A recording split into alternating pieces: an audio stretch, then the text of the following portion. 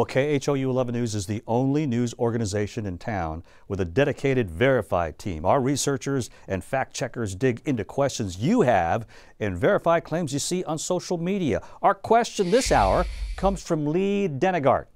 Lee asks, if President Trump runs in 2020 as he says he is, does the Republican Party automatically back the incumbent, or can other candidates attempt to get the nomination? We asked Neil Levesque. He's the executive director of the New Hampshire Institute of Politics, and the answer is yes. Other Republicans can go up against the president.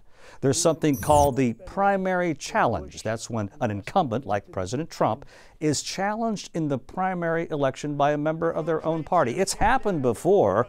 Remember when Pat Buchanan challenged President George H.W. Bush in '92? Of course, Buchanan lost in the primary, and ultimately Bush ended up losing to Bill Clinton.